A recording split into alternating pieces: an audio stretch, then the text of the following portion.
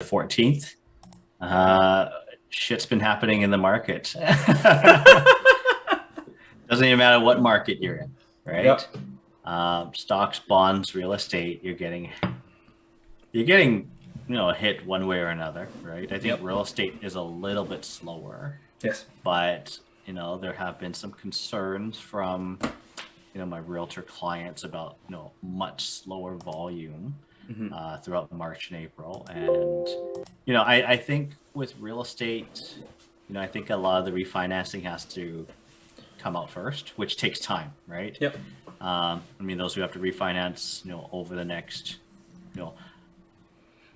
2, 3, maybe even 5 years, the next 5 years, right? Depending how long this goes. I saw a report from the Canadian banks that they're expecting, key interest rates, interest rates to basically raise another possibly 2% over the next 2 years. Yeah, or possibly, I think it was maybe 1.5% by the end of this year, and possibly no increases next year. That's what I saw. I don't remember which news article it was. Could be Globe, but the Big Five, Big Six, maybe Big Six. I never really bring National Bank in the conversation. I don't think anyone. The big six. No, they're sizable. They're very East based, right? Yeah. But they're saying another 1.5%, possibly 2% before the end of this year, which I think is pretty aggressive, right? That would mean 0.5% in July, 75 points. Well, June 1st. June 1st is the next one. That's probably 50 basis points. 50, yeah. But then the next two after that will have to be 75 if they're hitting 2%, right? Which I don't think is there only two more meetings after June? Isn't there? I thought there was it was September and October, right? That's it. I think. Let me right. But nonetheless, right? 2% over the next year, people won't start refinancing, into 2023, 24, 25, and however long this winter goes on for, right? That could start impacting a lot of people in real estate, right? Yeah.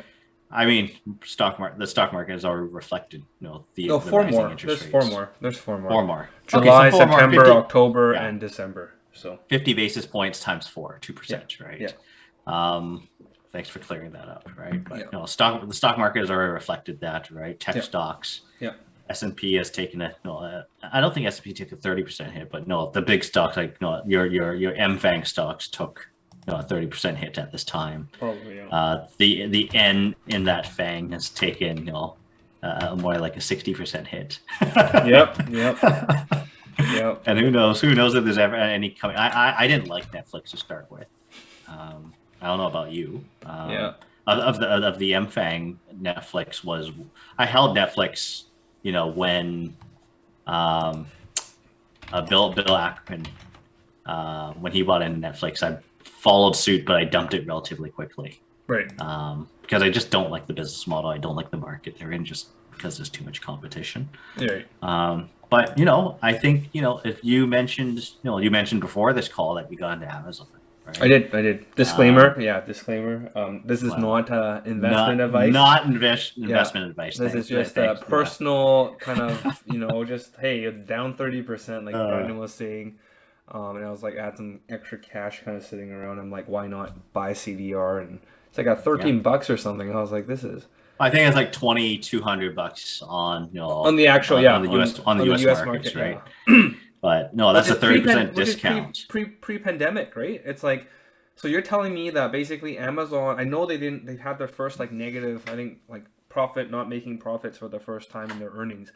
But then what the graphs are telling me is Amazon did absolutely no growth during the pandemic, and it's back to April 2020 prices. And I'm this is crazy. No, they've been doing other things, right? They've been doing AWS, all this other stuff, and I'm this is just people, again, interest rates, and just don't believe in tech anymore, and they just exit no tomorrow, right? So I was you know what? Yeah. I'm just gonna hold it because Amazon's here to stay. I see Amazon trucks out my my driveway all the time. I'm still ordering. Yeah. Right. Well, the thing is, the the Amazon delivery doesn't make money, right? Everyone knows that, right? I mean, for anything, I think it's just for branding, right? I mean, you see the trucks drive by. I mean, the money maker is in AWS, right? Yes. I mean, but that's besides the point, right? I mean, AWS, it's a great system, right? No doubt about it. But no, that's their money maker, right? At the end of the day, I don't actually know if Prime makes money, right? I've never actually done any deep dive in it. But it's Amazon. A Costco membership, right? It's like you just pay this, and then like Costco, that's how Costco runs. It's like you have all this cheap food and they're like, or cheap things, and you're like, how does this company make money? Well, it's like all. Costco doesn't make money. Just like the memberships at Costco is like a very minute portion of their actual revenue. Really, right? It's more of just a grab. Okay. Right? Okay. Yeah, they actually make very good margins on what they actually sell, right? Because a lot of what Costco sells is on consignment, right? If if anything goes bad on the shelves, they ship it back to the manufacturer, and basically your manufacturer's SOL, right? And then they pay the manufacturer's crap, and they make really good spread, right? That's why Charlie Munger loves Costco, right? Although he exited Costco, right? I think 2 years ago, it's still a very good stock. I order through Costco via Instacart. And you mentioned it last and actually I subscribe to Instacart at this point. I'm actually an Instacart member now. Okay. Well, I just find having a kid, right? Fair enough. Don't have time to go out, and I'm glad the convenience is out there, right? But in my diamond hands, I'm holding Microsoft, Google, and Tesla. Right. And I've taken a 30% hit because I've held it. I've held them for a long time. They've rode all the way up, and I've taken that 30% hit. Riding down at this point. I don't care. Right. I think they mentioned Google's going to split. I think 1 for 20 in July. There will be some. I mean, stock splits don't provide value, right? But people the retail investors tend to buy in during stock splits, right? It's the psychology, right? Oh, it's cheap. It's cheap. I can get in, right? And there's always been fractional shares with certain brokers, right? That you could buy in at any time. But, certain brokerages don't offer fractional shares, of course, right? But like you said, the psychology, I think a lot of people get in, right? Microsoft, for me, that's just a forever holding stock. It's one of the best, licensed royalty companies out there. I don't think the world is going to move over to I don't know. I don't even know what it's called right now. Snow Leopard. Linux. No, whatever Apple uses, right? Apple iOS. iOS, yeah. iOS? Is it iOS? iOS, I think so. Yeah. Whatever their operating system. Like the world's not going to move over to Apple, right? Yeah. It's pretty much going to stay on Microsoft. And I mean, between Windows and between Office, every machine has to have Windows.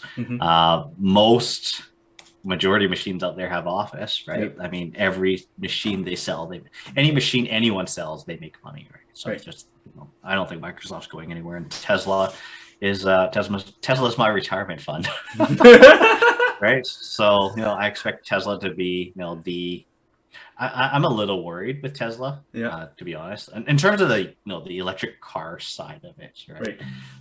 I don't see Tesla as an electric car company. I see it as an energy company, right? But I think GM is wrapping up, and I'm actually thinking, again, not professional advice, I think of getting into GM pretty soon, because the PE is so low, the PE and the EPS is 6 today, which is amazing. But granted, it's meaningless because we can never tell what the future is. But they got a really good battery coming out on their electric cars over the next little while, and I think once that ramps up, those electric cells are being produced, I think, by LG. I think within the U.S. Right. Yeah. So I don't think the supply chain is going to be as much of an issue as Tesla's been experiencing. So I think again, not professional advice. I think GM is on the horizon in terms of the electric car market, right? No, at least from a North American standpoint. I just like how they've done their supply chain, right? But the diamond hands, I'm holding Shopify. Shit. I'll tell you, I got in Shopify at $1,500. I think it's like 400 something today. Oh, is it? Oh man. Oof. So I'm down 70% on Shopify. You're I looking don't for care. acquisition now. Yeah, yeah. At this point, it's basically if Amazon buys them up, great. Like Yeah. I don't care. It's at this point, it's just a loss for me. But I liquidated Mm-hmm. virtually all of my financial stocks in March, Oh wow. a while ago. Basically, when I took a 10% hit, Yeah, yeah, yeah, I dumped them, yeah. right? And the math behind that, and I don't know if that's something to do today, Mm-hmm. right? But my math around it was, effectively I bought these bank stocks at the beginning of the pandemic. The Yeah. effective dividend rate was between 6 and 8%, which was Right. very high, Right. right? Right. But the annual dividends versus the capital gains I would have made Mm-hmm. is a 7-year difference, Right.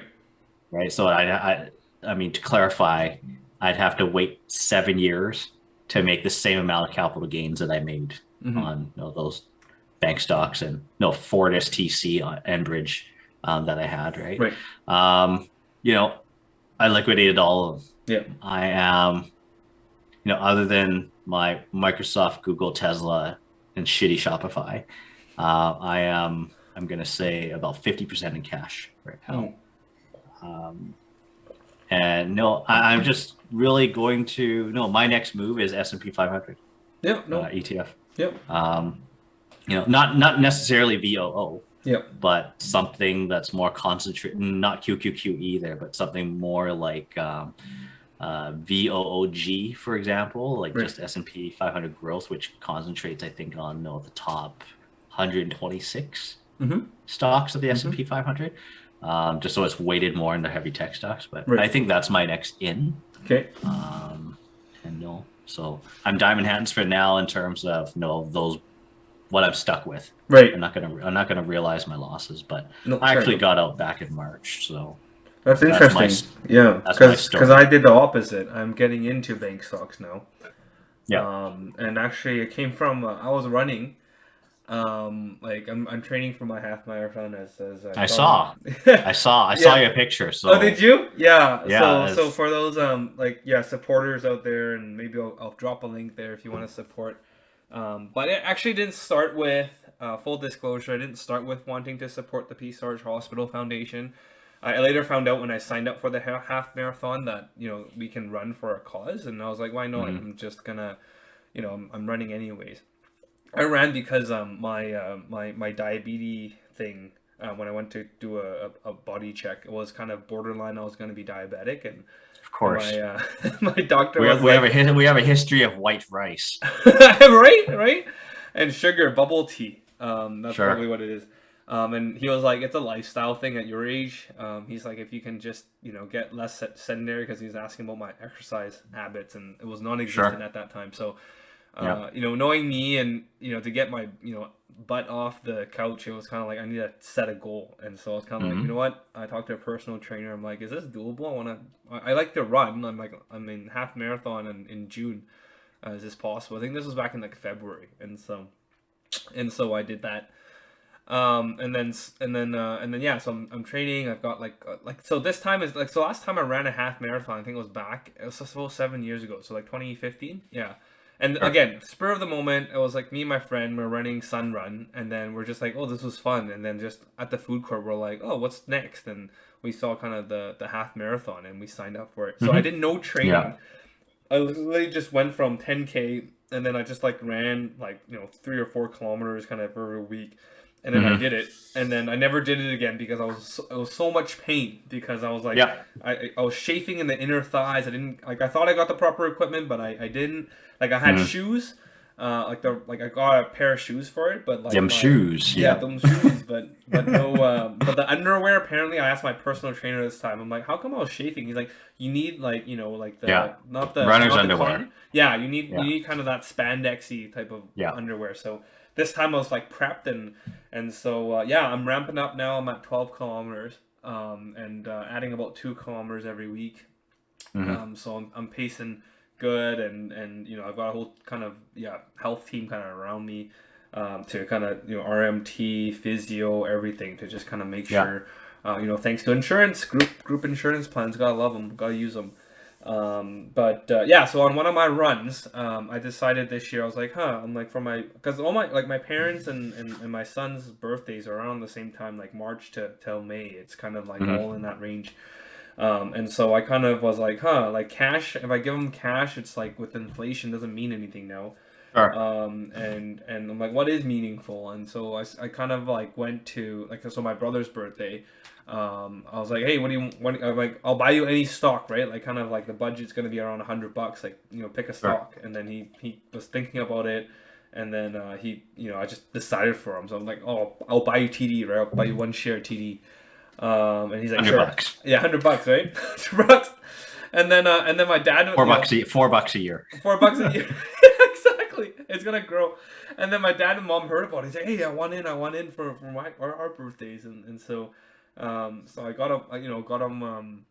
Yeah, so they were like, whatever is cheapest, and my mom's birthday is tomorrow, and so I got her some Bank of Nova Scotia shares because it was yielding a lot and it was cheap. Yeah, 4.8 or something. Yeah, 4.8 or something, $80. Yeah. So I got that, and then for my son, I did something very very interesting. I just spread out all, like, I had a credit card for every bank except for BMO. Go figure. Okay. I don't have any relationship with BMO. That's what I found out. So I used Yep. Amex as a kind of a fill-in. And so I kind of laid it all out, kind of like Pokemon, right? So I did a reel on this on Instagram, and I was like, like gotta reminisce it my childhood days, and like starter Pokemon. He's 3, right? So I was kind of like, okay, I know Ash was 10 when he picked his first Pokemon, but I'm like, no, I'm gonna start him young. And at 3, I'm like, here we go, right? There's like 5 different credit cards, and go pick one. He is not interested. Uncle had a Audi car gift for him. He just bulked it. I saw that. Yeah. So if you follow Young Dad Finance on Instagram, it's a venture of me and my son. I think moving on to this upcoming year, I'm gonna be doing a lot more kind of financial literacy for a 3-year-old and onwards. That's really my hope. And so this was my first kind of stab at it. And so I was like, Papa's gonna give you, 3 bank shares. You're turning 3 this year. Like, what do you want? And he was just like, he just looked at the cards, like, what are these? And he started like, placing them. But like, he held on to the Amex card. So I figured Amex was the stand-in for BMO. And so I went ahead and bought him three BMO shares. And, the post I had was, I'm like, this is, I'm like, you're driving the Audi now. I'm like, all right, we better start saving. Because that's gonna be your car at 60. Well, you're already branding him, right? Or you're subjecting him to brands at this point, right? And it's not necessarily a what we call affordable brand. So no. I drive a Kia. Yeah. No, I drive a Toyota. So right. So Audi is, I mean, they certainly picked one of the higher end brand. But you know what? Like, I was in the whole Mercedes scene. Yep. Right. Yep. My first car was a Suzuki, 100,000 kilometers, first car. Yeah. After that, I bought a Mercedes. I bought a C230 2-door compressor. Right. The 2005 compressors. Right. Last year that they were made. It was a used car, but no, it was my dream car. Right. Yeah. And the last year they made that was 2005, and I drove that Mercedes for like 7 years. Right. It was probably still is my favorite car. I mean, I drive an EV today, but in no way is it as fun, or no way does it feel as good as driving a Benz, right?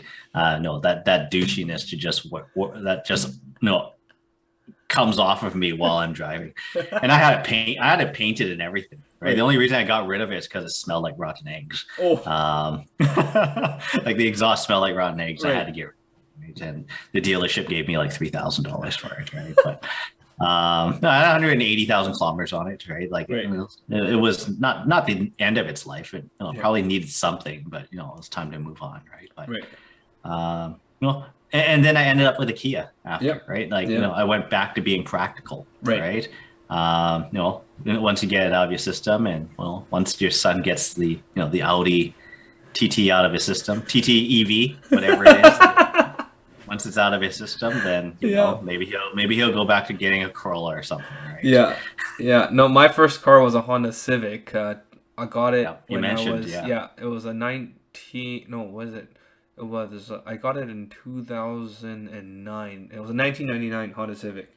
and I Oh, drove mine was that. a 1999 Suzuki. Yeah. And Yeah. yeah, those cars, man. It was yeah. I drove it until literally. I think I drove it for what, like, so yeah. 2009, drove it until 2015, and Sure.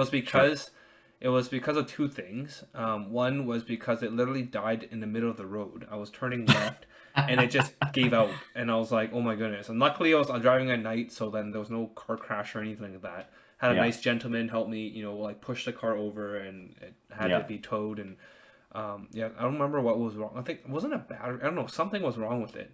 Yeah. Sure. And then it was kind of like, and then my girlfriend, which is my wife at now, she was like, why don't you just lease? And I don't know, maybe we can go into this lease versus finance versus cash topic today too. But I was like, lease. I'm like, why would I ever lease a car? And then yeah, the payments came down to like $265. I got my first like full-time job at the bank, and I was like, yeah, I can afford this. And it's Yeah. time for a new car because I'm like, What was that? Was that a Civic? Was that a it Civic? was a as well? Civic. It was a Civic. It was a Civic Yeah. 20. Okay. So you got a brand new 2015. Civic. Brand new Civic, and I was like, oh my Okay. goodness. I was like, Okay. I got a new car. I'm like, I'm only paying $265. Like, this is cool. And What's that smell, right? yeah, it was like the new car smell, right?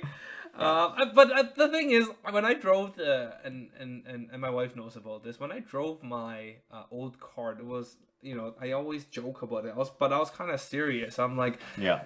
like, I didn't want my future wife to like me because I drove a very nice car. So I purposely drove a used car because Sure. like I don't want the gold diggers, right? I just don't. Yeah. Like, I just want Ooh. someone who likes me for who I am, Likes right? you for you. Yeah, for me. And Fair so enough. my wife passed that test. She of course didn't like that car. But she still stuck with me, and she recommended me get a new car. But she was okay with me getting a Civic, so that was fine. Yeah. Like, that was the practical part of me, like you said. Like, for me, it's about point A to point B.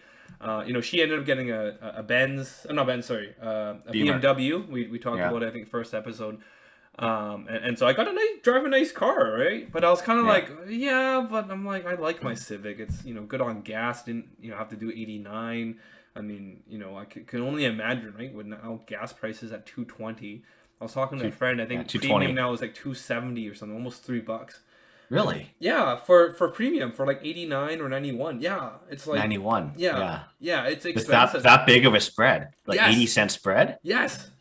Jeez. It's crazy. So Because it's like, normally the spread was like, back in the day. yeah, Like, I'm not back in the day, like when I drove my Benz. Like, it's like 5 cents. When did I lose my Benz? 2016, I Yeah. traded in my Benz. Yeah, Gas was probably like, maybe $1.20 Yeah. a liter. yeah, And premium was like maybe $1.45, Yeah. $1.50. So like a 30-cent spread. yeah. No, But like an 80-cent spread for Yeah. premium today, holy. Sorry, I haven't been to a gas station for 2 years. I know, EV. You're driving EV, but Right? but I yeah, can't no, wait. I can't wait till I get my insurance rebate check. Okay, if they send me that $110 insurance rebate check for gas being too expensive, I'm gonna take a picture and put it on social media. I'm gonna tag the government on it because someone like me should not be getting a rebate check because gas is too expensive. But obviously, it's gonna be an umbrella policy, right? For They're gonna sure. send it to everybody. for right? sure. But, if they didn't do their due diligence of filtering out all the Tesla owners and all the other EV owners, like, wow, right? It's just the government saying like, "Hey, vote for us. We're giving out free money." It means nothing, right? It's just a Means nice nothing. gesture. $100 is how far can it get you, right? Like I was reading on my newsfeed today, like someone posted, bought gas today, $85, didn't fill the tank, good to go, right? Like, Yep. like, Yeah. No. Yeah. No. So, luckily I live by the border, so it's like literally like a 50 cents liters off, and it's like Yeah. $15. well, that's like a- $25-$30 difference. Yeah. Right? Yeah. So, it's it's yeah. Like, I thought one. So yeah. 150 was those well, bank but- stocks that you're buying, why did you decide to get in now? And I mean, I'll add to this. Yeah. I tell you, I did buy some stuff. I didn't mention. But why specifically did you buy bank stocks around this time? Well, couple of things. I mean, A was, again, without reading any articles, I just thought, Yeah. banks right now, it came off their highs. Like you Yeah. mentioned, they're discounts. They're still beating expectations. Yeah, and they're beating I think- expectations. And I think TD just released and they beat. Yeah, I'm not surprised. I mean, I worked at a bank, so it's like, and there's only 5 of them. It's almost like Yeah. a oligopoly. So, I mean, Yeah. it was just the fears of There's recession, right? six. There's six. Okay. Well, are we gonna throw in like Laurentian Bank, EQ No, no, Bank, and all no. these? The six is National Bank. But Yeah. I thought we just RBC, yeah, but I thought, BMO, yeah, TD, yeah, BNS, and yeah. National. I thought it was National Big is part Five. of those things. I've always worked with No, Big it's Five supposed banks. to be Big Six. Really?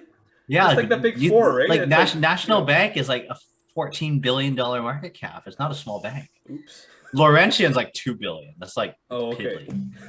It's not piddly. Okay, fine. It's a smaller bank. Okay. Big 6 banks. But and I'm working at them. They're just profit machines, right? It's just what good times or bad times they make money. Yeah. Right? So like good times are lending out. Well, good times for us. Yeah. Good times for us are lending out. Yeah. Bad times are jacking up rates and making money, or foreclosing on people as well. Right? Yeah. Yeah. So money making churning machines, and the EPS is like I think EPS for BNS was like CIBC was like 10. Yeah. Right, and EPS is around about 13. Yes, exactly. On 13 on a market price of like $120 or something. Right. It's not bad at all, quite frankly, right? And even CIBC EPS of 13, paying out a dividend of about 6, I think like 6.40, right? Yeah. I mean, they're making basically 2 times of what they can pay out, right? Yeah. Which is a very healthy stock. No, all 6 of them are very healthy stocks. Yeah.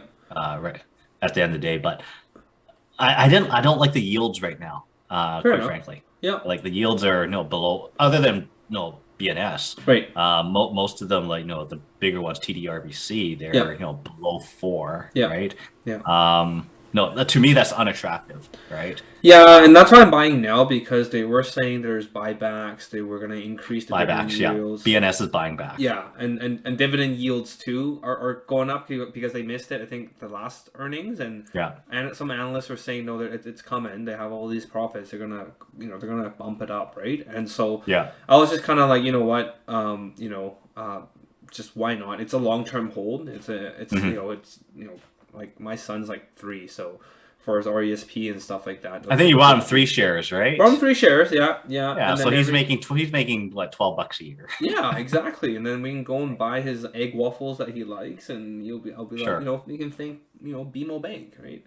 Yeah, and he's gonna enjoy that for the next 18 years. Exactly. 15 years at this point, right?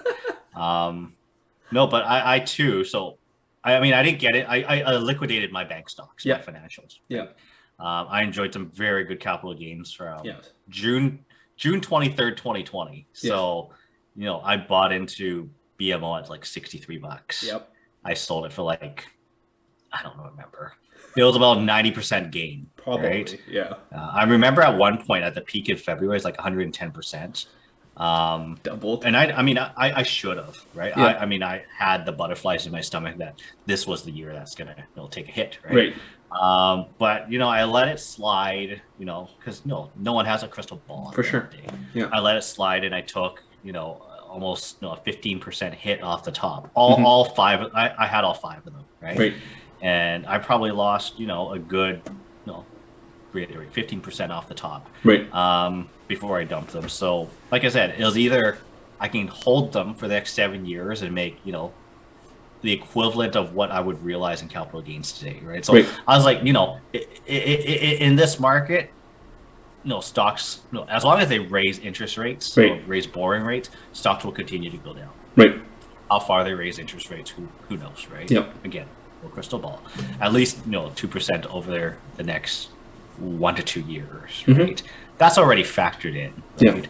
But over the next 7 years, will we see market uncertainty, or even they're saying today, is this the bottom at this point because Apple bottomed out? Again, who knows? Right? But again, I've realized I locked in my gains. I'm going to pay my taxes, of course, at this point, because I locked them in. But it's a matter of I'm enjoying these gains at this point. These were company capital gains, so I can pay it out to myself as a shareholder tax free, which I'm going to utilize to pay down debt at this point. Okay. And that's what I want to branch out to about paying off debt. That's where I'm going here.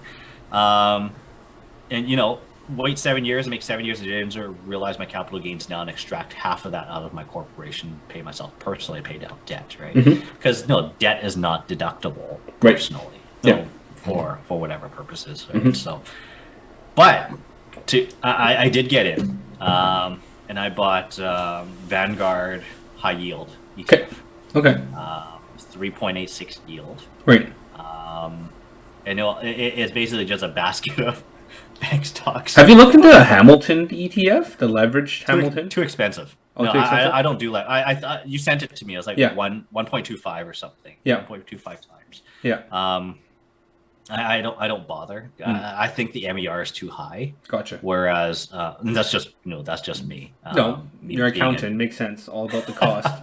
100%. Whereas Vanguard was, I think, 0.22. Oh wow. Okay. 0.22 for 3.86 yield, and since inception, it's a 10% annual return since I think 2010. Okay. I mean 2010 to 2021, those are some pretty golden years, right? Who's it's hard. It's such a bias, since inception, 10% return. But, I got in, and I didn't put everything back in, but I put in, I mentioned I'm 50% cash today. Right. So, I would say a good 30-40% is in that one Vanguard yield fund. Okay. And I'm basically just going to ride it with, whether the market goes up or down at this point, I don't care. I'm going to ride I'm just going to round it up, 4% yield. On a basket of, I think, 26 stocks, right? Which is, the five, I think it's just the 5 financials in this basket. Happen to National Bank, Big Six. It has, your big energy, it has your big telecom, it has your big, whatever your big yields are, right? And I'm just going to leave it, right? And is it just all Canada? It's all Canada, right? Because I need the preferential tax treatment. No, fair enough. Right. I do hold. I mean, like I said, I do hold U.S. equities, right? And the mega caps, right? But, I mean, I'm not going to see returns on those mega caps for at least 2 years. I'm going to say, I think, right? At least 2 years, if not more, right? But I mean, in the meantime, I need some sort of return, which is why I went Vanguard high yield. Can't go wrong with Vanguard. They've been around for 50 years, 1970s. They're the company that started mutual funds, so so and ETFs, I think. But so that was my my whole, I guess, February, March, April, liquidate and get back into something that was dividend paying. That's basically more dividend paying, and spread it out. But even at this point, that Vanguard high yield fund is going to be with me for life, because I'm just basically just going to live with it until retirement. It's going to pay me into retirement. And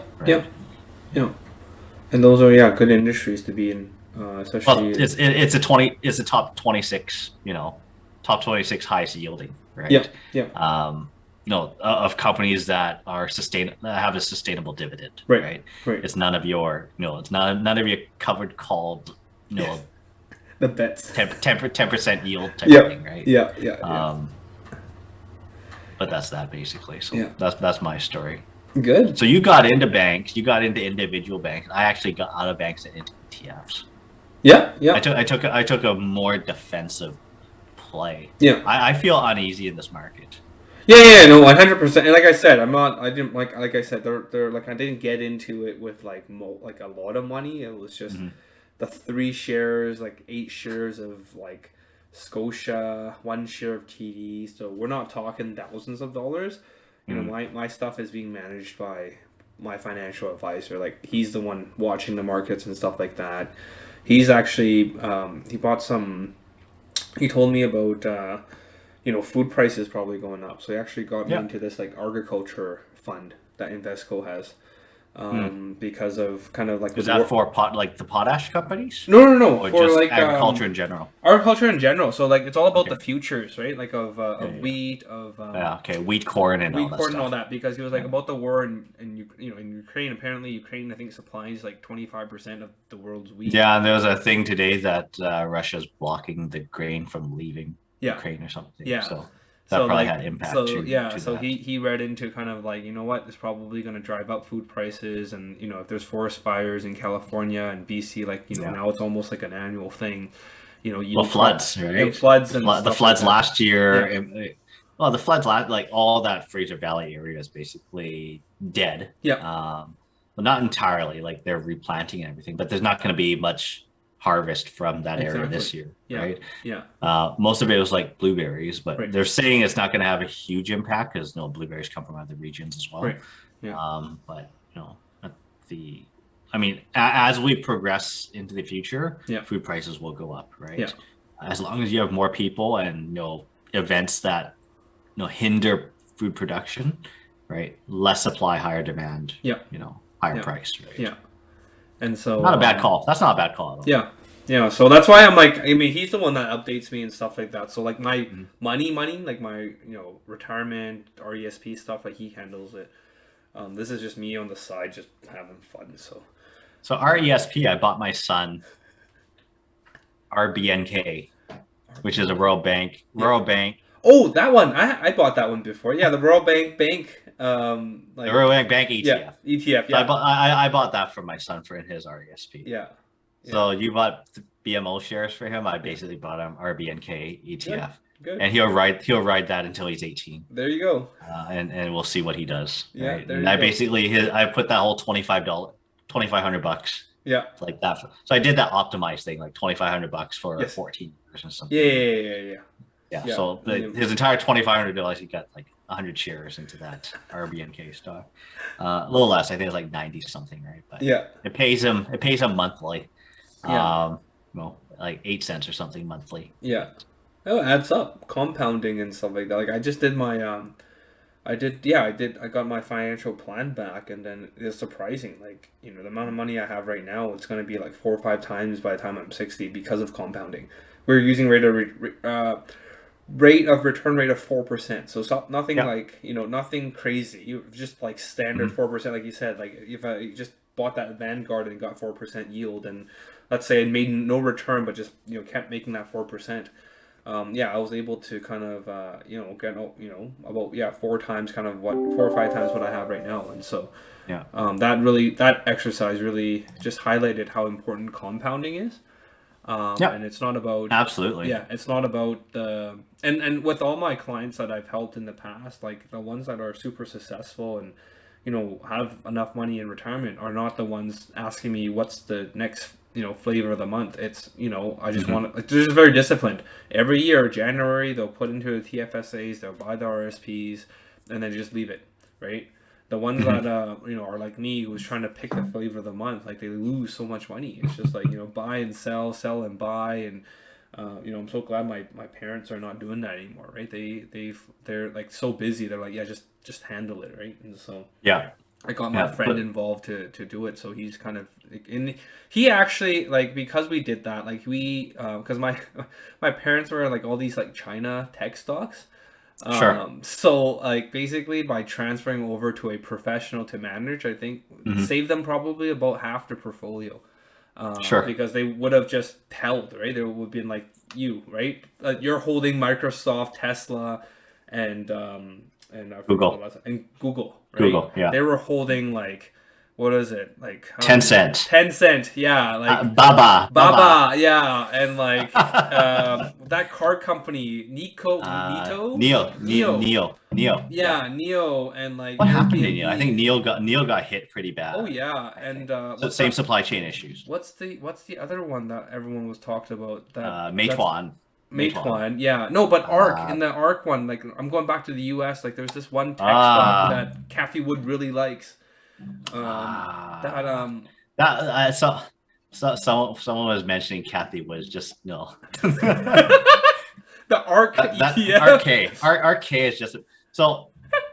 February 2021, I was in RK. Yeah. I lost money on RK. I rode RK from 124 down to like 105. Jeez. And I basically got out. It's like, because I mean 2020, it just it rose to the moon, right? Yeah. And Kathy Wood had her hands of magic, but I think RK today is worth like $40 or $50 or something. I think so. Let's see. If I held it, $43.60. I think CNBC was saying like it's the kiss of death or something, right? Yeah. Yeah. But no, I look at the ARK K portfolio of what they hold. Yeah. Like I think Shopify's in there, Zoom is in there. I mean, obviously the whole Tesla, it's the biggest holding, which I still think Roku, Tesla. Zoom, Exact Science, Block, Teladoc, which my parents held too. Yeah. Yeah, Coinbase, Unipath, yeah. Coinbase just took a huge hit, right? Crypto. We haven't talked about crypto. You saw Luna, right? Mm-hmm. Went Luna to zero. UST went to zero. Yeah. Well, there was a pretty funny meme that it said the day you lost 99% of your value, Yeah. and then the next day you lose another 99% of your value. Which is what happened, right? It went from 100 down to 4, and then 4 down to a penny, right?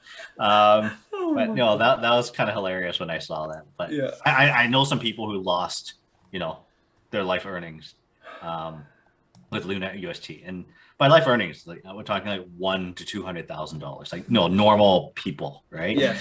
Where they basically sunk everything into Luna and Luna UST, and basically, they've basically saw their fortunes basically just wiped out, right? And what is like Luna? Like, is it a coin or like? It's a stable coin, right? It was a stable coin. It was a stable coin based on, probably at that time, based on a very good algorithm that, at that time worked, right? I didn't get into specifics, so I can't explain, the background of it. But basically, is it kind of like a Bitcoin and then Ethereum and then there's like Luna kind of thing, or like... No. It's kind of like it's pegged to $100 basically, right? So it's easily tradable, and almost like it was meant to be that it was always tradable at like $100. Okay. Right. But as you needed more supply, it replicated itself and made more supply. Right. I don't know specifics, but basically it began replicating itself in an insane amount. Think of it like Jay Powell. You keep printing money, your thing's worthless, right? Yeah.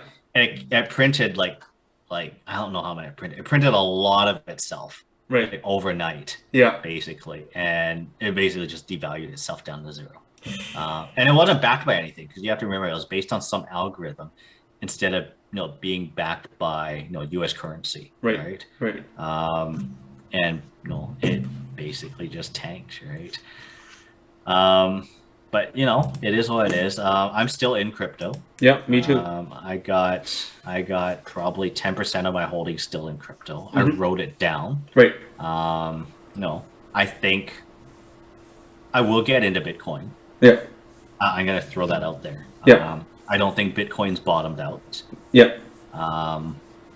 If Bitcoin hits 22,000 USD, right, there would be a major event for a major crash on Bitcoin. Right.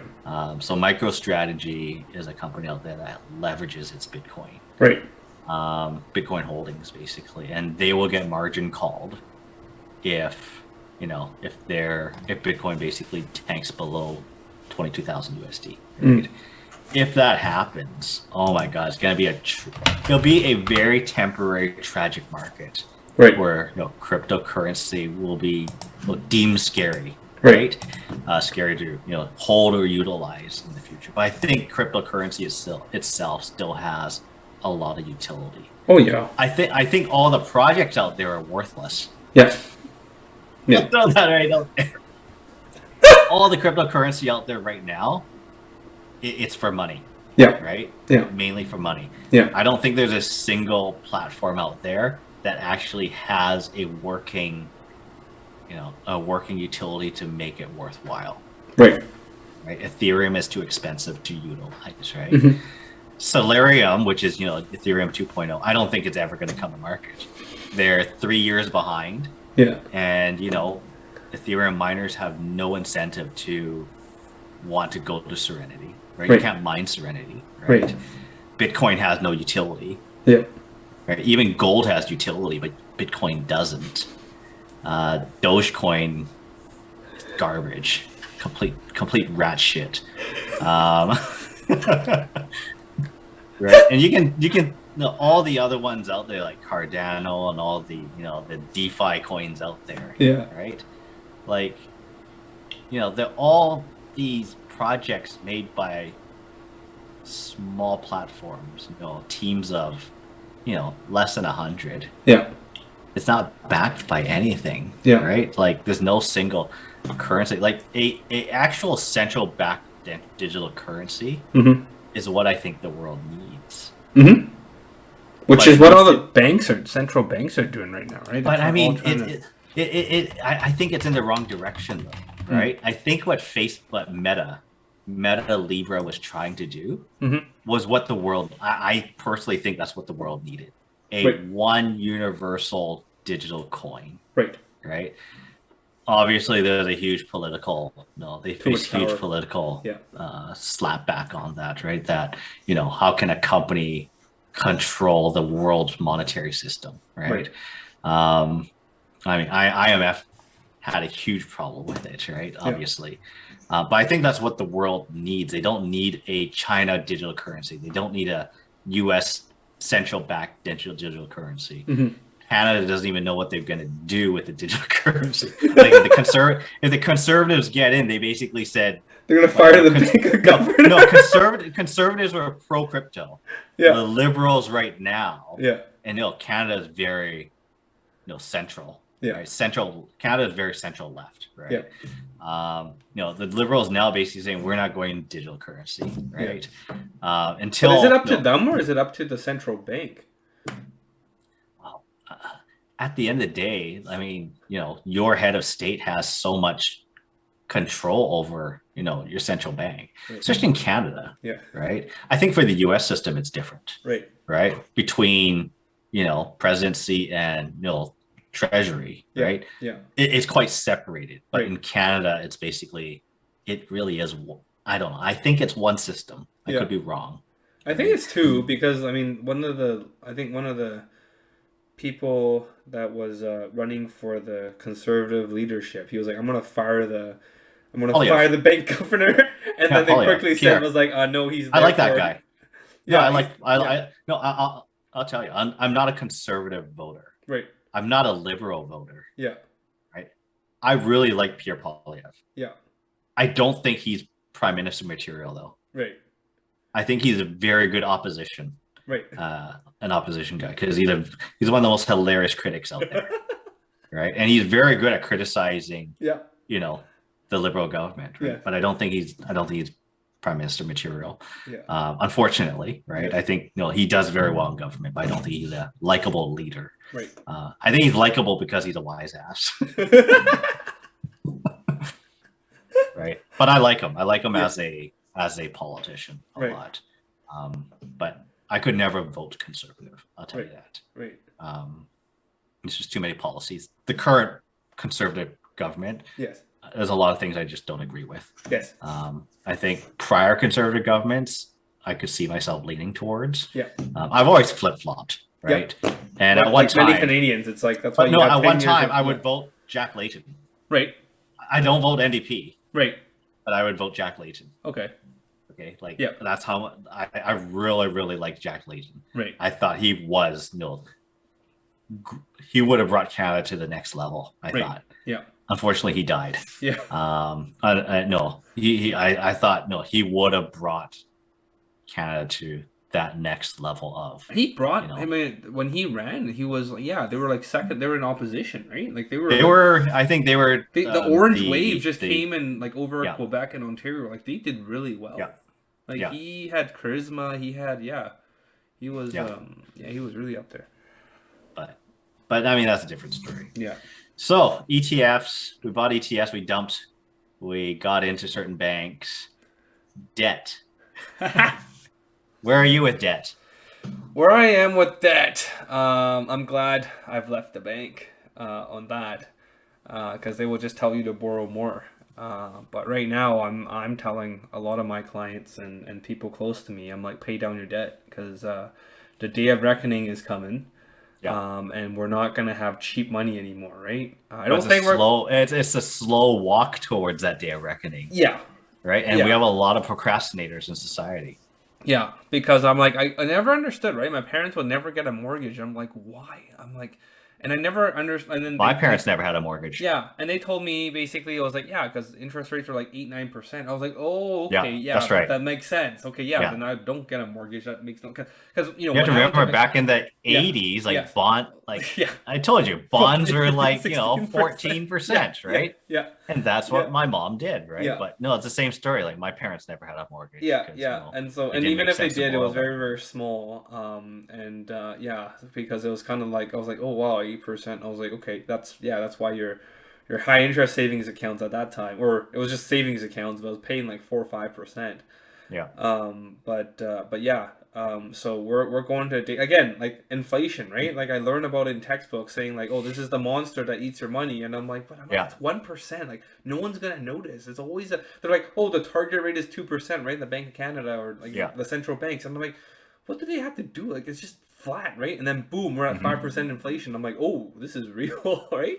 Yeah. And so my view was like, it's like, before it's too late, right? It's like, like the party's not over. I don't think it, I think it's gonna be, like the interest rates, I don't think would be going to 4 or 5%, but I could be wrong. With the way things are trending, but still at anything over 3%, I start kind of like, you know what? No more borrowing to invest. It's just too volatile. There's just too many curveballs.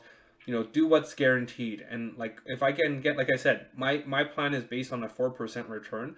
So if rates ever go to 4%, guess what? I'm not buying stocks anymore. I'm not buying ETFs anymore. I'm paying down my debt. Like I'm just paying it down because it's like it's not no more Smith maneuver and all this other stuff. Like it just doesn't make sense.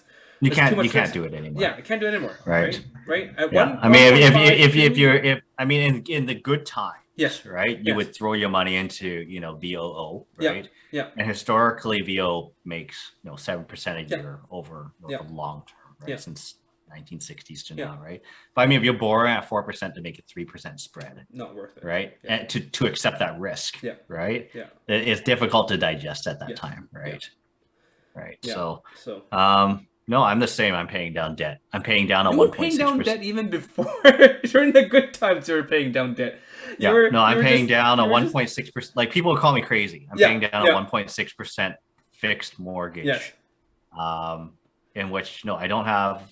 I'll tell everyone out there, my mortgage is $400,000 today. Right. And my term is January 2025. So what is that? 3 years. 3, 4, 5, 2.5 years. Yeah. Right. Yeah. And basically I'm accelerating my payments against debt. Yeah. Against a 1.6% mortgage with the intent that, over the next 2.5 years that, I will pay down as much as I can so that when I need to renew, my mortgage is basically, maybe 200 grand, 170 grand at 5%. Gotcha. Right. That's because if you're paying debt at 5%, it's almost, what's the point? Yeah. Right. If my mortgage was still $300,000 in 3 years, that's $15,000 of non-deductible interest that I have to pay, in which I have to use after-tax personal dollars to pay, which is costing me 15 divided by 0.6. Right. That really is almost $24,000 that I'm spending to service my personal mortgage interest. Right. No, the home you live in is not an asset. Right. It's a liability. Right. So no, I'm accelerating my debt payments with the intent to get rid of that mortgage in 6 to 8 years. Right. No, I don't. I think this is a long winter. I don't think we're going to see slashes of interest. Right. I no, with inflation being, 7%, right. They're going to have to recover from that. There's so much debt out there. Debt is good. Right. There's that whole scary thing that the U.S. economy is $30 trillion in debt. Yeah. It's almost like, who cares? Here's right? what I found. Oh, did Siri find something? That was me last week. Oh man. I don't even know where my phone is. I don't have an answer for that. Oh, is there something else I can help with? It's my Apple Watch. But I mean, $30 trillion in debt, right? Yeah. I mean, they're saying, the balance sheet is 20 trillion, 30 trillion in debt. That must mean, equity is minus $10 trillion, right? Mm-hmm. I mean, I've seen businesses operate like that. It's not the end of the world, Right. right? Basically they have 20,000 on the balance sheet, 30,000 in debt, minus $10,000 deficit. It's not the end of the world, right? I think the big fear you see, the U.S. debt counter climbing, hundreds of thousands of dollars or millions of dollars every second. Yeah. Like, it's no big deal, right? Yeah. But ultimately, if they're if inflation is 7%, right? In order to tackle that inflation, like interest rates have to be above 7%, Right. Right? They got to be. I was watching, can't remember the source, but they're saying like to combat this, like interest rates have to be 12%, in which they never will be. Yeah. I can't. You can't have interest rates at 12%. Especially at Canada, like everyone's gonna be out of a house. Well, not only that. Think of California. Think of the entire West Coast, this Cascadia West Coast, right? Seattle, California, Portland, LA, right? Yeah. Like all of those homes are like way over leveraged at this point. Yeah. Right. You can't have someone who borrowed $1 million. They put 300,000 down. They borrowed $1 million to buy a $1.3 million home. Yeah. And now they're paying $120,000 in interest. That's more than their salary. It'll never happen, right? They can't do that, right? Yeah. So, I think what ends up happening is they print more money, right? They just keep printing. And it's not a problem to print money, right? You have to print money. Yeah. And it's a way for governments to, just keep spending, right? I don't think it's really a problem to print money. Right. But, I'm paying down interest for at the end of the day, I don't want to pay $15,000 of out-of-pocket personal interest if I don't have to. Right? And debt is guaranteed. Yeah. I've paid down all of my line of credits. Yeah. I have no home equity line of credit leveraged against equities or investments right now. Yeah. It's just the mortgage on my home. So I'm paying down debt and I'm focusing, the next, I'm going to say 2 to 5 years. Focusing on paying debt and putting a small amount into equities. I still will be investing in the market, right? Yeah. I am timing. I am not, dollar cost averaging in, right? No, I'm not buying, a little bit each month, the dollar cost average down. Yeah. I'm doing the stupid thing of, trying to find the bottom, which, I probably won't. And probably maybe even know I hit the bottom, which is what CNBC was saying today. But, I will slowly still be in the market. I just won't be putting 100% of my savings into the market because that's what I did it like the last 2 years. Yeah. Anything I made went into the market. And I paid which down. was a smart move because like it was just kept going up. Like it was. Well, if they're going to print money, right? It's going to inflate your assets, and I'm making. If I told you I made 100% on BDO over the last 2 years, and inflation was, say 6% over the last 3 years, I'm still up 80%. Yeah, it didn't matter, right? But I think in this environment, it's a little scary to live with debt. Yes, especially those who are over leveraged. I'm scared of those who bought houses recently, who bought condos, right? Who bought new developments and pre-sales. Pre-sale. I have some pre-sales. I'm guilty. My parents too. But imagine if I have to close on those pre-sales. Yeah. Right in 2025. So 3 years from now, if I have to close on those pre-sales. Yeah. And the market value of those pre-sale hypothetical situation, the market value of those pre-sales go down. Yeah. Negative equity. Well, I'm gonna have to borrow to close on those properties at this point, right? Yeah. I can always just give up the deposits. Yep.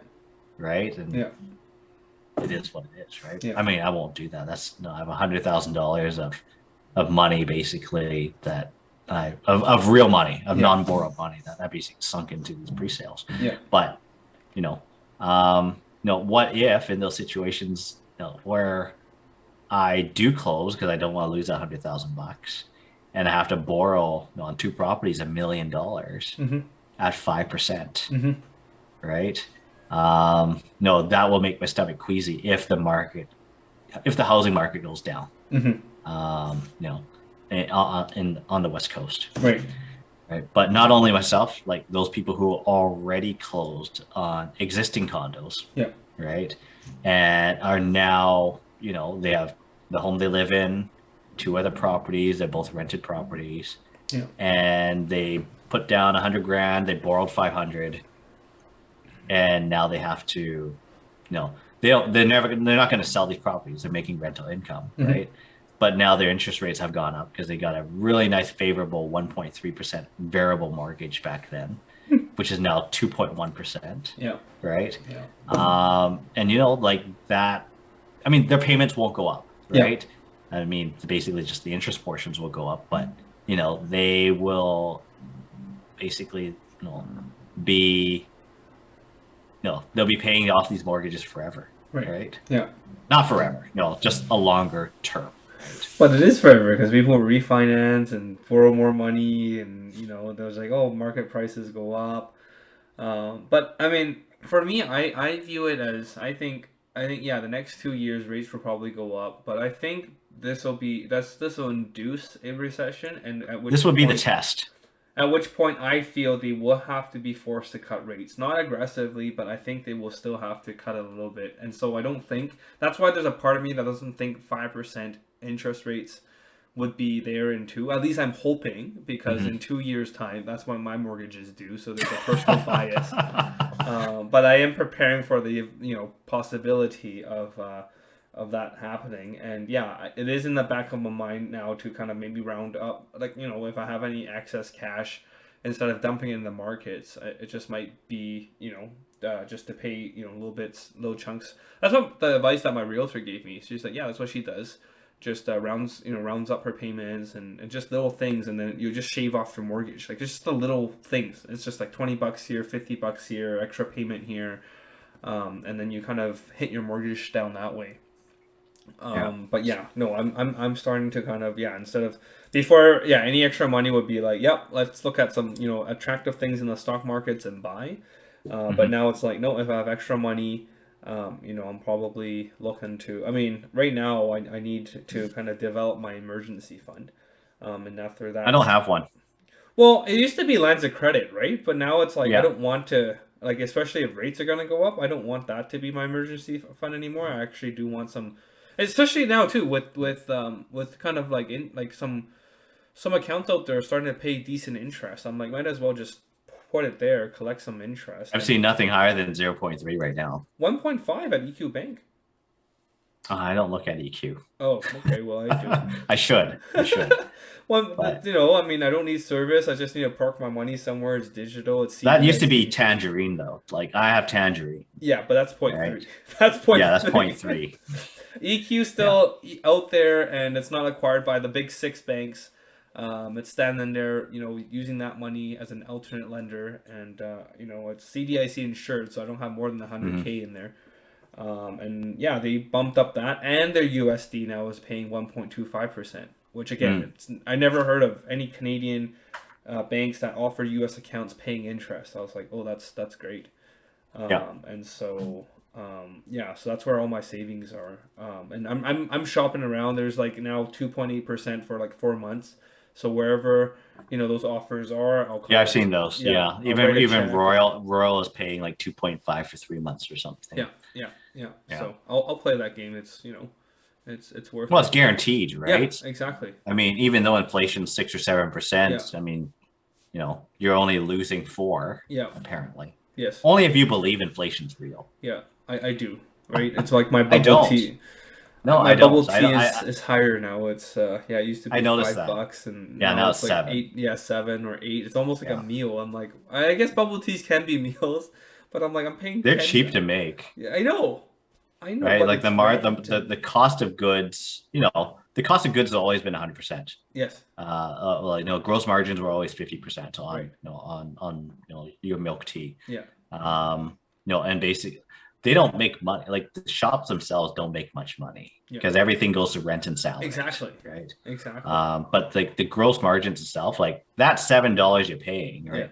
Yeah. The ingredients are imported. Yes. Right. So no, when they're coming in, as market rate changes, right? Right. So you're paying $7. Really, your gross margins are now your cost of goods on that one drink is $3.50. Right. Right. It is what it is. I mean, you go to McDonald's, right? Hey, Or it's you go $5 McChickens. A&W, right? You go to A&W, you get a combo. It's like $10.50. Oh yeah, I have a thing now with my son. Every Sunday morning, I go to A&W. I heard it from my friend actually. He did a thing with his dad at Tim Hortons, and he's like he has fond memories of that. And after I heard that, I'm like, oh, I'm gonna do McDonald's. Sure. McDonald's is my go-to. sure. Yeah. It's just A&W is a walkable distance. The McDonald's is in the Walmart, and it's further. So Sure. with his short legs and stuff, and the walk and the time we have, No, I like A&W it McDonald's is. coffee. Yeah. No. Yeah. I heard it's Yeah. good. I heard it's better than I Tim Hortons. I'll throw this out there. I think McDonald's coffee is better than Starbucks. Ooh. Yeah. Ooh. Well, I Many mean, Starbucks, times over. I mean, Starbucks is going down. So maybe Are that's they? why. They are. Are they? Yeah, they had some. I think it was like Howard Schwartz is back as the CEO interim until they find a new leader. But yeah, they're closing down shops and stuff like that. They're just I don't know what's going on, but like yeah, it's down because I had some shares from my parents, and then I thought it was cheap, but then it went down even further. So, Sure. but I don't follow them to know. But I what's like going on. I like McDonald's stock. Yeah, It's a I've always staple. liked McDonald's stock. Yeah, I've always eyed it. I've never actually. I've gotten into McDonald's once. I exited, but I should not have. But if I had bought nothing other than McDonald's for the past 12 years, yeah. I would probably have more money today than from all my ins and outs from. It's not too everything late. I've done. You can start that on top. It's not of too that. late. Yeah, quite frankly, you know how I pick my mega cap stocks, Ken. Yeah, yeah. 100 years in the future, is there a planet named after that corporation? Right. Is there a planet Tesla? Yes, Yeah. there is. Yes. Is there a planet Disney? Yeah. Yes, there is. Yes. I don't like Disney though. Is there going to be a planet McDonald's? Absolutely. Yeah. Right. Yeah. No, that's how I'm picking my my long-term holdings. Yes. Right? Yeah. Is there a planet Wells Fargo? Probably not.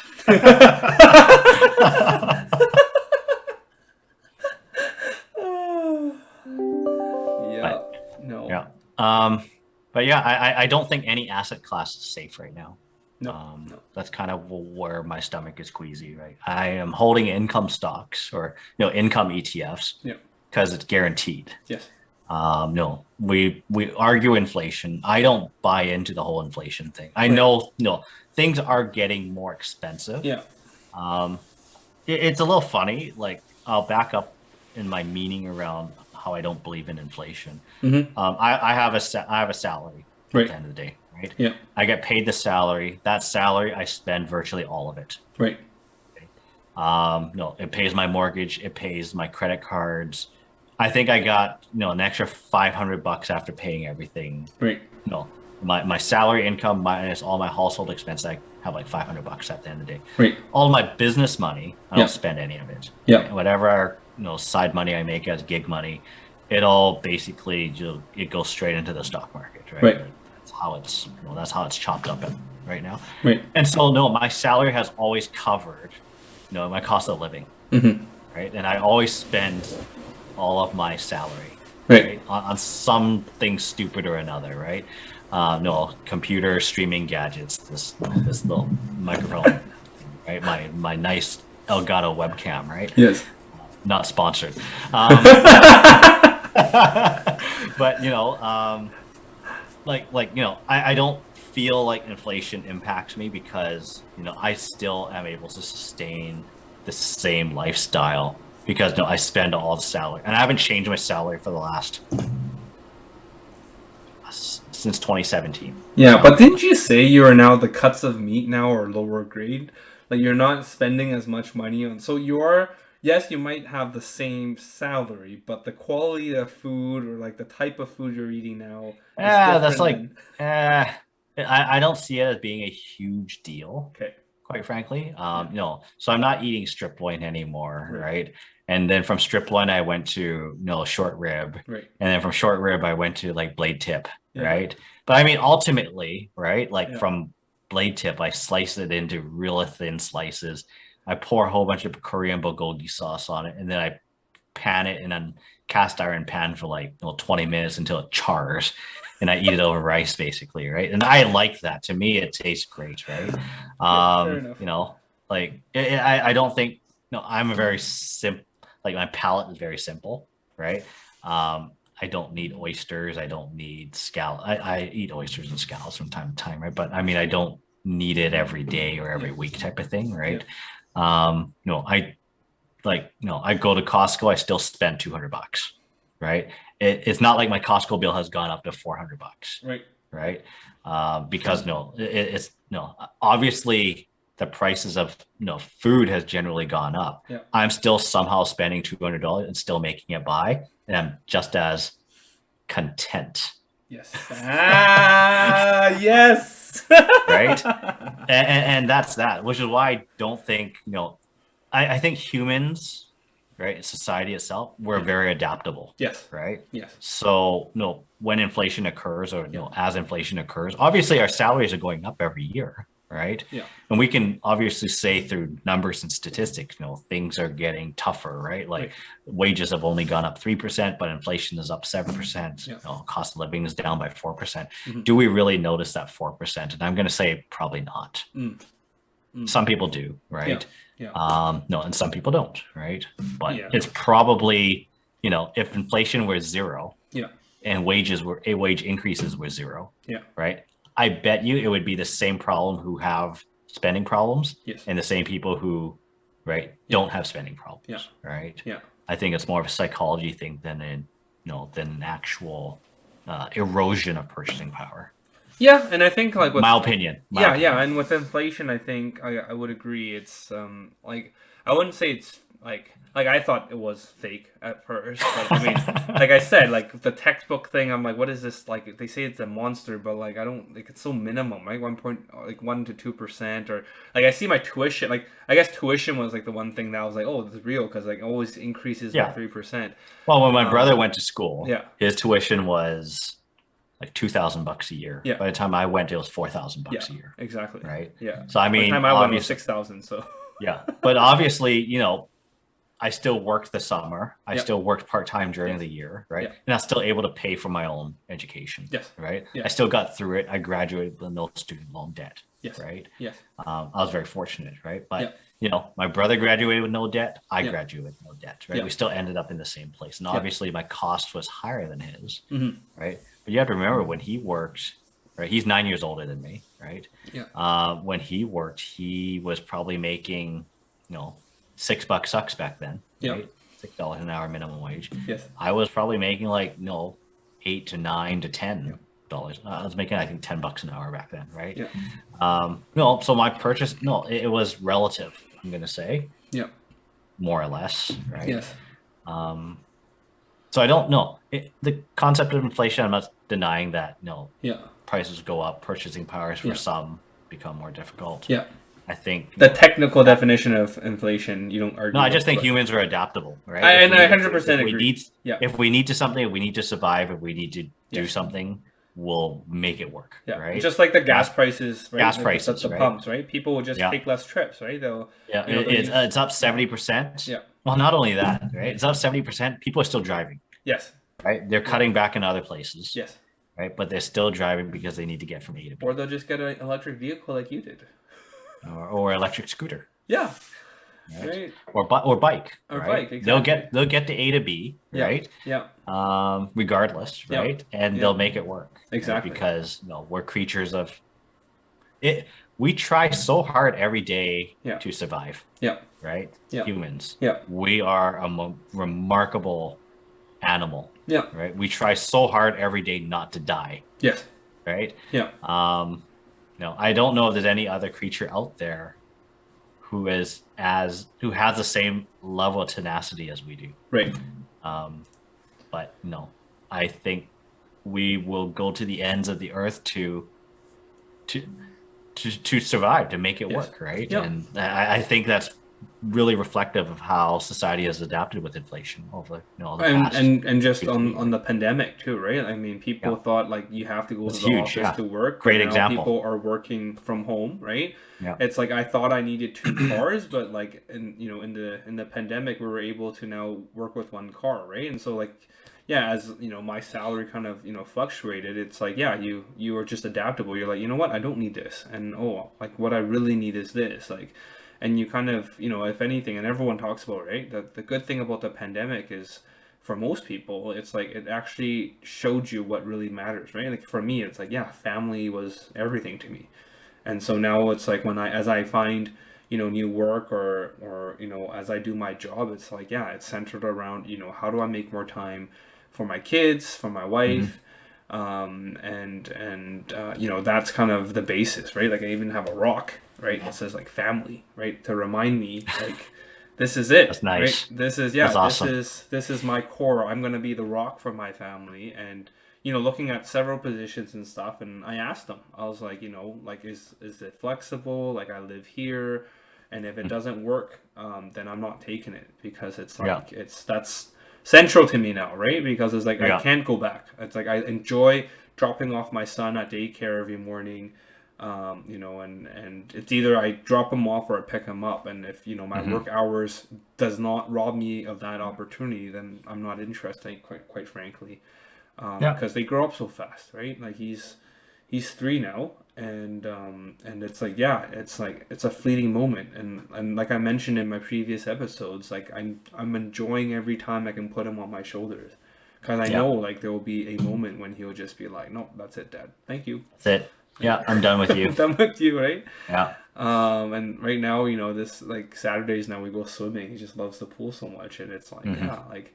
And now he wakes up. He looks like he looked for Mama, right? Now, that past week, he called Baba. Like the whole week, he's just looking for me, and I'm like, yes, like finally, right? I arrived at like close to Mama's like level, right? Of he's looking for. So, and I worked hard for it, and I'm gaining now. It's a battle of inches. And my wife's happy. She's like, yes, more time to myself, right? So it's so to the point of humans are adaptable. They definitely are, and 100%. People will find a way. So are you planning, the conversation tonight was diamond hands. Are you planning to hodl at this point? Hodl. Yeah. Going forward at this point? Yeah, for sure. If not buying in more, right? Because it's so cheap.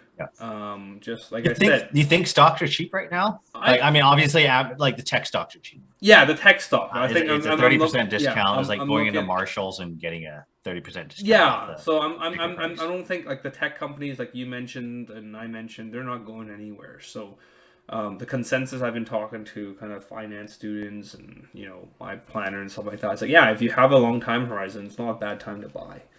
But like for day trading and stuff, which I can't do anymore with my child and stuff. Like, do you think it's bottomed out though? Do you think there's more room for it to continue? Like, do you see an S&P 500 at 3,000? What is it at now? Like 30. It teetered back up above 4,000 today. Okay. On Friday, I think it was 40, 45. I think it closed at 44. That's like a 33%. No, I don't think that's going to drop 33%. Well, you have to remember the high was 4,700. Right. So it teetered below 4,000 on Thursday. Yeah. 30, like 39.50 around. Yeah. But do you see it like a 3,100 or 3,200 S&P 500? Like we're literally saying it's another 30% drop at this point. No, I think it's another like 5-10. Just gut feel, okay? Like at most. Not a professional opinion, just gut feel. It's just because, of course, It's just, I mean, earnings are still good. I mean, like earnings are very good. Yeah, everyone, the job market's very good. It's like the lowest it's ever been, right? It's like, I mean, yes, they're raising inflation rates like at like there's no tomorrow, but I mean, it's like undue. Like they should have done this earlier. Now they're just playing catch up, right? Everyone was saying raise the point. You have to consider this, right? Yes. There's always the argument that the economy and the stock market are not the same thing. Right. right? Right. Like It's a the lagging whole indicator or something like it, that. it, it's Yeah. well, I think what did they say? The economy is linked to the stock market, but the stock market's not linked to the economy. Yeah, I because think it's that's all what. like emotionals, right? Like Yeah. emotional roller coaster. There's Um, no. There's but no but sense. no, we've concluded right now the job market's still very good in North Yes. America, right? Whatever side of the The border you're on, the right? great resignation is still happening. Like The great my resignation is yeah. happening. People still have choice to go find work if they want. Right? Yeah, That's why it's my happening. friend just he had a recruiter and he just found a job paying 40% higher than what he's making, and he Yeah, gets and to work he's from probably home. working from home. Yeah, exactly. like that's the one reason why he was not happy with his company, because they won't let him work from home, and they're like, but Yeah. all these other people are working from home. How come I can't? And it forced him, to go look elsewhere. A recruiter comes from LinkedIn, and boom, he's like 40% raise, and his working conditions. It's hot right Yeah. now, job market. So. But I don't actually know what the right answer is in terms of getting back in at this point, right? Like Yeah. my existing shares, I'm diamond hands Yes. with them, right? Like Yeah. I will not be dumping them. Yeah. They're all good, Google, Microsoft, Yeah. Tesla. Yeah. I mean, Tesla being the more, I'm not going to say Tesla's garbage. It's not garbage. I think Tesla is a very good stock Yeah. for the R&D they've developed, for the goodwill they've developed, Mhm, right? Obviously they're the least profitable of the traditional, mega cap stocks, Yeah.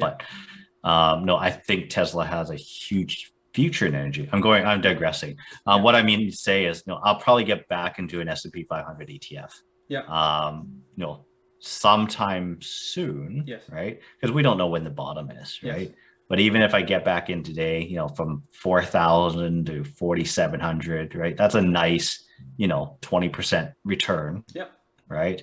And as long as we're holding for the long run, I don't think, it's going to go anywhere. Right. Yeah. The stock market's not going to go anywhere. It's not. Right? And the saying is time in the market is better than timing the market. I know you're trying to time the market.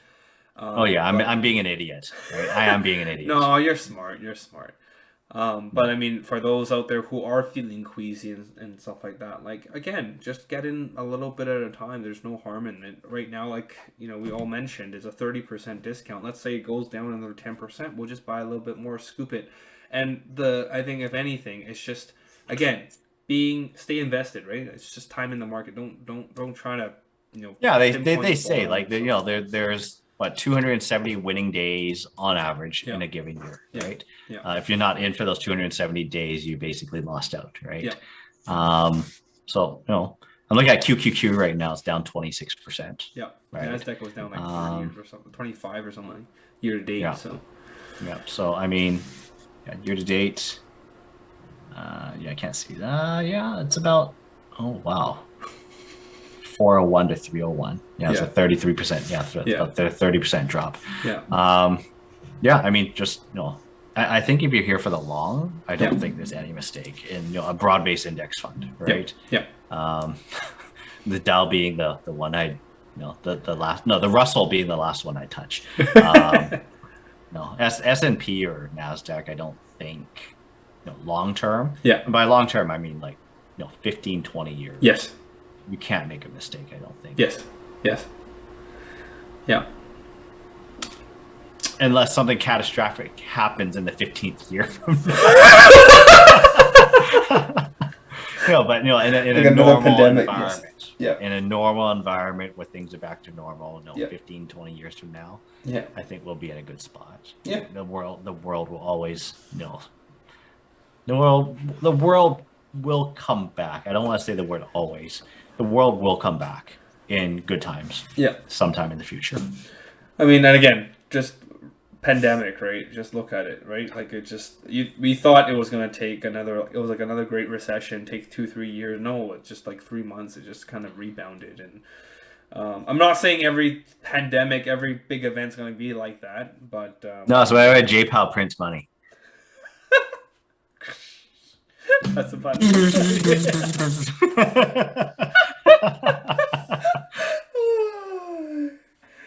Yeah, governments do crazy things sometimes in crazy times. So You just don't know what to expect. It's everything, all those theories. You just throw it out. It's like, books are gonna be written about this. One thing I do want to mention. Yeah. Coming into this whole inflationary market with interest rates going up. Yeah. Right. I think we can see how leveraged the crypto market was. I don't know. I think it's very transparent at this time that a lot of people had borrowed money. Yes. I say retail investors had borrowed money Yeah. to invest in crypto, Yeah. right? Yeah. And I think a lot of people are pulling their money out now. That's why we're seeing declines, right? Yes. To pay up. I think people are paying off debt, Yes. right? Yes. They're either by choice paying it down or they're being margin called, Yes. right? Yeah. Forcing them to to close on whatever position. But Yeah. with these rising interest rates, I think it's very interesting how crazy the crypto market was leveraged, and we see it with Coinbase transactions tanking. Yeah. Right. Yeah. Their earnings came out awful Yeah. last week. Yeah. I think it's very apparent now, right? Mhm. I think crypto will come back. Yeah. Right. There's always one of the 7 sins, human greed, right? Will always come back. Yes. Right. And it's an existing asset class. I don't think crypto is going away. No. Right. If you believe, right, that one day the day they decide to cut interest rates again, right, I think that'll be an indication of where you're going to start seeing a rise in crypto again. I think crypto is going to plateau for this long winter, I'm calling it. Right. I don't think it's once we've if interest rates if it's built in at this point, interest rates going to be raised another 2%, right? Yeah. If that's the case, if interest rates are going to be the ceiling is another 2% at this point, nothing beyond that, right? Yeah. We're at the bottom of the market for crypto, right? But if it ever does go beyond that, it goes like 2.5%, then of course crypto is going to go down again, right? But it's interesting. I think human greed, human emotion, mentality. That how crazy these coins were leveraged. Well, this and weed stocks, right? Weed stocks was also in 2017. Oh, I loved the cannabis time. And now look that at morning, the morning Aurora cannabis popped. Yeah. I got a text message from my friend. He's like, "Hey, it hit your price," and I woke up. I sold. Yeah. And by the time I left for work, within half an hour selling it, Aurora cannabis went from 14 down to 11. And I got out. Yeah. And wow, that was an exciting time. But it was a fad. Yeah. I unfortunately we didn't see cannabis go anywhere. No. I don't think. No. It's an expensive hobby. Yeah.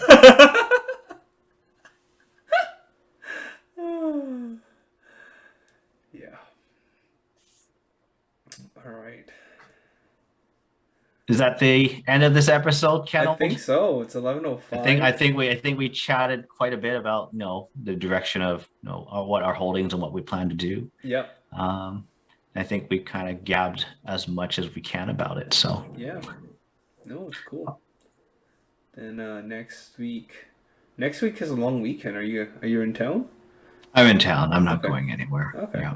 But we'll see. We'll figure out what your schedule is like if you're in town or not, and we'll decide on a topic. I think I should be in town, but yeah, we'll keep you posted if anything. 9:00. Sounds good. Saturday night. All right. I'll see you next week then. Good night.